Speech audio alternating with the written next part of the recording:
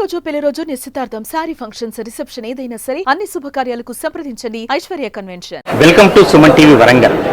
ఇవాళ మనం వరంగల్ క్రెడాయికి సంబంధించి అంటే ఒక వ్యాపార కార్యక్రమంలో ఉన్నప్పటికీ ఒక ప్రధాన వ్యక్తిని, ఒక ప్రధాన ఆకర్షణగా నిలిచే వ్యక్తిని పరిచయం చేసుకుంటున్నాం, సాయి అశ్రిత్.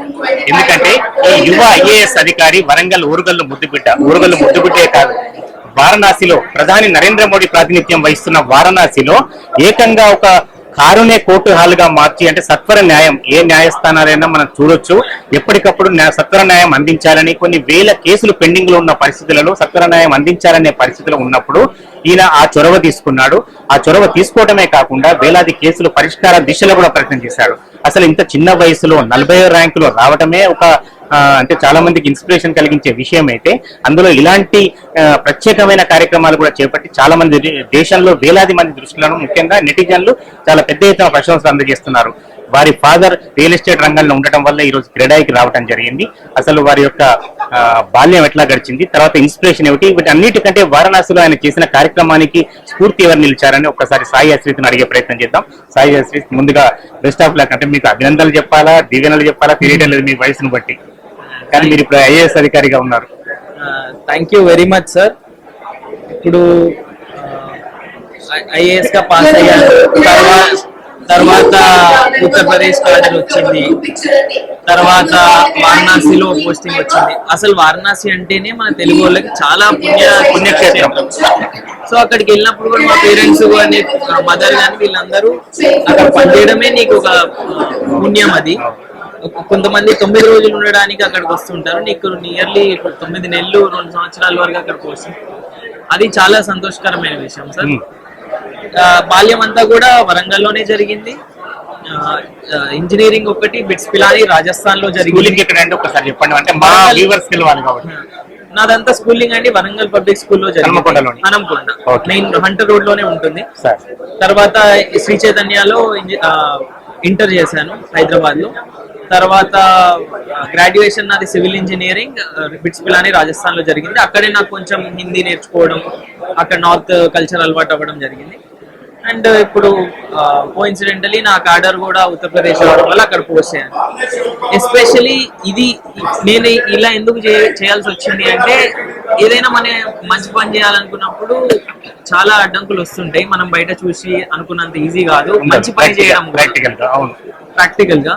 అట్లా చాలా ప్రెషర్ గ్రూప్స్ ఉండడం వల్ల, ప్రెషర్ క్రియేట్ చేయడం వల్ల చాలా సార్లు కోర్టు పని చేయాల్సి వస్తుంది. ఎందుకంటే కోర్టు నడిస్తే అక్కడ కేసెస్ అన్ని డిస్పోజ్ అయిపోయి కొంతమందికి లైవ్లీహుడ్ రాదు కాబట్టి.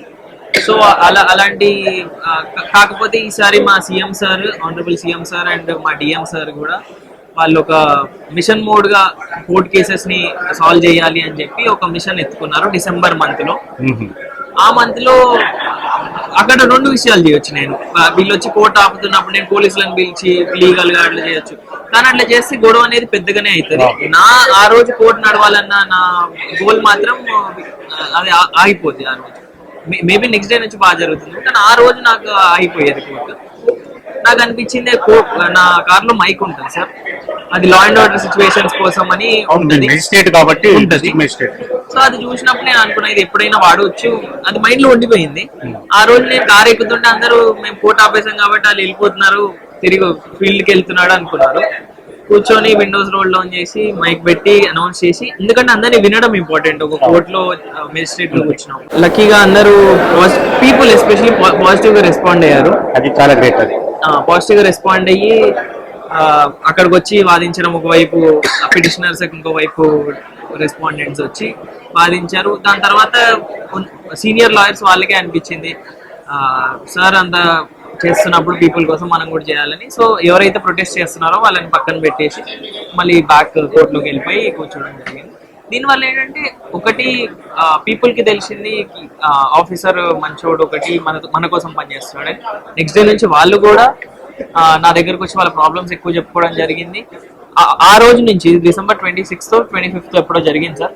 ఆ రోజు నుంచి ఈ రోజు వరకు ఏ ఒక్క రోజు కూడా కోర్టు ఆగలేదు, పబ్లిక్ హాలిడే అయితే తప్ప. అంటే మీకు స్పాంటేనియస్ గా ఇట్లా స్పందించారు మీరు. మీకు అంటే తర్వాత ఎవరి దగ్గర ప్రశంసలు కానీ, యోగి ఆదిత్యనాథ్ దాస్ గారి నుంచి కావచ్చు, సెంట్రల్ నుంచి కావచ్చు, ఏదైనా ప్రశంసలు కానీ, మీ ఐఆర్ఆర్ పార్టీ నుంచి కానీ ప్రశంసలు అంటే అంత పై వరకు అంత సీఎం సార్ అంత పై పెద్దవాళ్ళు చిన్న విషయం అండి, రెస్పాండ్ అవ్వరు. మంచి థింగే కానీ అక్కడ సీఎం సార్ చాలా పనులు ఉండొచ్చు. కానీ మా ఇమీడియట్ సీనియర్స్, మా కలెక్టర్ గారు, మా ఐఎస్ అసోసియేషన్ లో మెంబర్స్ వీళ్ళందరూ కూడా అప్రిషియేట్ చేశారు ఈ ఆర్టికల్స్ గ్రూప్ లో రావడం వల్ల. అందరూ కొంతమంది కాల్ చేసి కూడా అప్రిషియేట్ చేశారు. మా ఫ్రెండ్స్ కొంతమంది అంటే తెలియని వాళ్ళు అండ్ కొంతమంది ఇంటర్నెట్ లో నెగిటివ్ కామెంట్స్ ఉన్నాయి, ఏంటంటే కోర్ట్ నట్లు ఎట్లా తీసుకొస్తారని. నాకు అనిపించింది they are happy to make negative comments, కానీ ఇద్దరిని విన్నప్పుడు రూల్స్ ఎక్కడ లేవు, కోర్ట్ అక్కడే అదే రూమ్ లో జరగాలి అని చెప్పి it is open to interpretation. So ఇద్దరిని విని మనము జడ్జిమెంట్ పాస్ చేసినప్పుడు ఎక్కడైనా ఈ చెట్టు కింద కూడా కోర్టు పెట్టవచ్చు. మా సీనియర్స్ చాలా మంది చేశారు ఇట్లా, కార్లో చేయలేదేమో బట్ ఫీల్డ్ లోకి వెళ్ళి ప్రజల మధ్యలో కూర్చొని చేశారు. అదే ఇన్స్పిరేషన్ తో నేను కూడా ముందుకు. మీరు ఒక 40th ర్యాంక్ రావడం అనేది చాలా మంది 40th కదా, అవును సార్, ర్యాంక్ రావడం అనేది ఒక ఇన్స్పిరేషన్. ఎట్లా అంటే అదంతా కూడా కఠోర పరిశ్రమ ఎట్లా జరిగింది అంటే పర్సనల్ నాకు మెయిన్ గా చెప్పాలంటే సార్, ఇది ఐఏఎస్ ప్రిపరేషన్ లో పర్సనాలిటీ డెవలప్మెంట్ ఎక్కువ జరిగింది. ఆ పర్సనాలిటీ డెవలప్మెంట్ లో భాగంగా వన్ ఇంపార్టెంట్ క్వాలిటీ నేను నేర్చుకుంది ఏంటంటే, మనం పని చేద్దాం, మిగతాది వచ్చేది వస్తుంది మన దగ్గరికి. రానప్పుడు మేబీ మన ప్లాన్ కరెక్ట్ కాదేమో, మళ్ళీ చేంజ్ చేద్దాం ఇట్లా అనుకునేవాడిని. అప్పుడు కూడా ఫస్ట్ అటెంప్ట్ అవడం వల్ల నేను అంత రిజల్ట్ మీద ఓరియంటెడ్ కాదు లేకుండేది. అప్పుడు మనం ఈ ఒక్క ఎగ్జామ్ పాస్ అయితే చాలని ఫిలిమ్స్ అనుకున్నా, తర్వాత ఈ ఒక్క ఎగ్జామ్ పాస్ అయితే చాలని మెయిన్స్ అనుకున్నాను. అట్లా ఇంటర్వ్యూ కూడా అదే అనుకున్నాను. ఫెయిల్ అవుతామేమో ఇంటర్వ్యూలో, బట్ 10 మార్కులతో పోయేది మంచిది 100 మార్క్స్ తో పోయేదానికంటే అని చెప్పి నాకున్నంత వరకు ఫ్రెండ్స్ అందరు హెల్ప్ చేయడం వల్ల నేను మంచి ప్రిపేర్ అయ్యి ఇచ్చినాను. అది లక్కీగా గాడ్ అన్ని కలిసి రావడం వల్ల, గాడ్ బ్లెస్సింగ్స్ ఉండడం వల్ల వచ్చింది. రైట్. అంటే మీ మీద బాగా అటెన్షన్ ఏమిటంటే, సాక్షాత్తు ప్రధానమంత్రి ప్రాతినిధ్యం వహిస్తున్న నియోజకవర్గం, అక్కడ ఉన్న పరిస్థితులలో అంటే మీకు లాండ్ ఆర్డర్ అని పక్కన పెట్టండి, మిగతా విషయాలలో మీరు గమనించిన అబ్జర్వ్ చేసిన విషయాలు ప్రధానంగా ఏమిటి?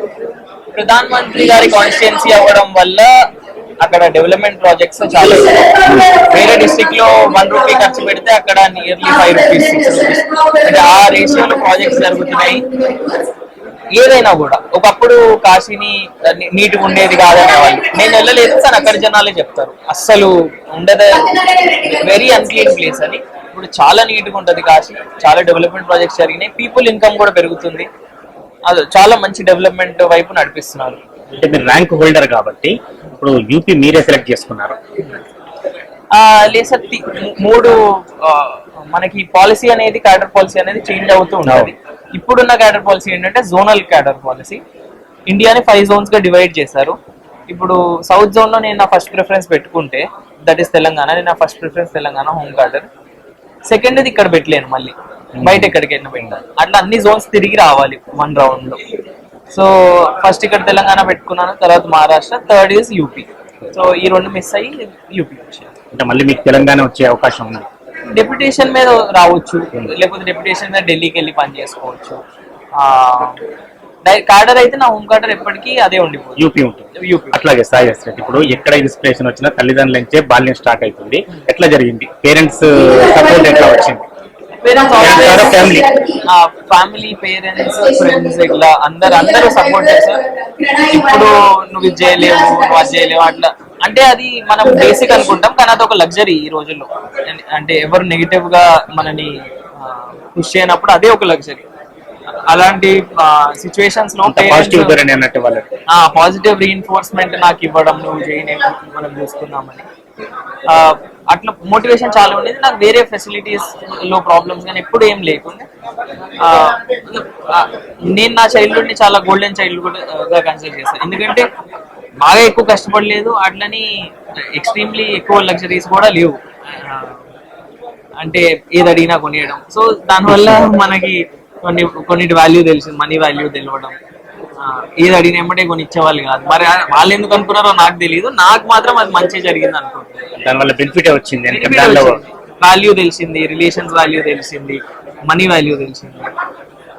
అందరికి రెస్పెక్ట్ చేయడం, చైల్డ్హుడ్ లో మంచి వాల్యూస్ తోని కూడుకున్న చైల్డ్హుడ్ నే నాకు ఇచ్చారు. I'm very happy for that. మీరు ఇంటర్మీడియట్ ఒక కార్పొరేట్ కాలేజీలో చేరి వెళ్ళారు అంటే ఇప్పటికంతా కూడా పేరెంట్స్ ఒపీనియన్ కానీ లేదా పిల్లల ఇంట్రెస్ట్ కానీ ఇంజనీరింగ్ అండ్ మెడిసిన్, సరే అవి చేసిన తర్వాత కూడా సివిల్ సర్వీస్ పోవచ్చు, కానీ మీకు ఆలోచన వచ్చింది ఇప్పటి యూత్కి ఏం చెప్తారు అట్లా? ఇది ఒక్కటి నేను కొంచెం మన సొసైటీలో ఉన్న దానికంటే కొంచెం డిఫరెంట్ గా చెప్దాం అనుకుంటున్నా. ఎందుకంటే నా కాలేజ్ కూడా నార్త్ లో జరిగింది, ట్రైనింగ్ కూడా నార్త్, ఫ్రెండ్స్ అందరు ఉన్నారు. మన దగ్గర ఇంజనీరింగ్ మెడిసిన్ అనేది ఒకటి ఫోకస్ చేస్తూ చూస్తుంటారు. బయట చోట్ల they are in economics, commerce, arts, social sciences ఇవన్నీ కూడా చదువుతూ ఉంటారు. సో మన దగ్గర పేరెంట్స్ కూడా ఎవరికి ఎక్కడ ఇంట్రెస్ట్ తగ్గింది మన లాంటి వాళ్ళకి తెలంగాణలో పర్లేదు సార్, ఇది ఒక గుడ్ జాబ్. వాళ్ళకి ఇంట్రెస్ట్ ఉన్న జాబ్ లో వాళ్ళు ఎవరు చేసే పని వాళ్ళు చేయాలి, ఎవరికి ఇంట్రెస్ట్ ఉన్న జాబ్ లో వాళ్ళు ఎక్కువ విల్ తోని పని చేయగలుగుతారు. So it will all be good if people pursue their passion. నాకు అనిపించింది నేను సివిల్స్ లోకి వచ్చాను, వాళ్ళకి అనిపించింది వాళ్ళు చేయాలి.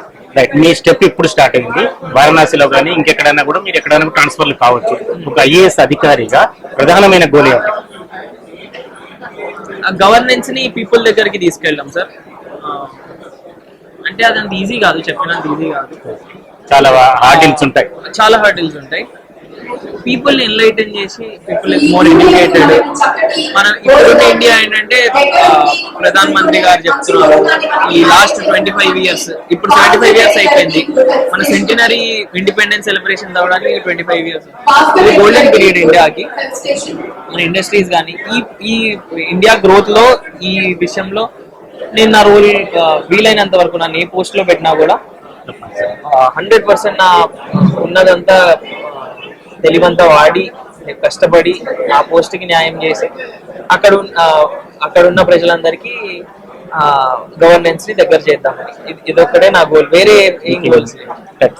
చివరిగా చెప్పండి, వరంగల్ అంటే చాలా ప్రాంతాల వాళ్ళకి ఒక ఇన్స్పిరేషన్, అంటే ఒక ఆర్ట్ ఫామ్ ఉన్న జిల్లా. మీకు ఎలా అనిపిస్తుంది వరంగల్ సంబంధం? వరంగల్ నాది హోమ్ టౌన్ అండి. ఎక్కడికి పోయినా కూడా హోమ్ కి ఒక స్పెషల్ ప్లేస్ అనేది ఉంటది. నేను నా ఫ్రెండ్స్ కూడా అక్కడ బ్యాచ్మేట్స్ కి, ఫ్రెండ్స్ కి అందరికి చెప్తూ ఉంటా ఇక్కడ వరంగల్ వచ్చి చూడండి, కొత్త ఎయిర్పోర్ట్ వస్తుంది, మన కాకతీయ టైంలోనే ఇక్కడ లింక్ చైన్ ట్యాంక్ సిస్టమ్ పెట్టారు. వాటర్ ఎప్పుడు ప్రాబ్లం ఉండింది కదా, despite being in dry region like Telangana. గుడుల ఆర్కిటెక్చర్ కూడా రామప్పలో మంచి స్కల్ప్చర్స్, ఆర్కిటెక్చర్స్, ప్రాచీనమైన అది వాల్యుబుల్ థింగ్స్ ఉన్నాయి. శాండ్ బాక్స్ టెక్నిక్ అని మనం అందరం యూపీ ఎగ్జామ్స్ చదివే వాళ్ళందరూ ప్రిపేర్ అయిపోతారు. సో నేను ఎక్కడ పోయినా కూడా నేను కొంచెం ప్రమోట్ చేయడానికి ట్రై చేస్తాను వరంగల్. ఇంతైనా home town is always close to us. Historical place కాబట్టి మీకు తప్పనిసరిగా best of luck. Thank you very much sir, thank you very much.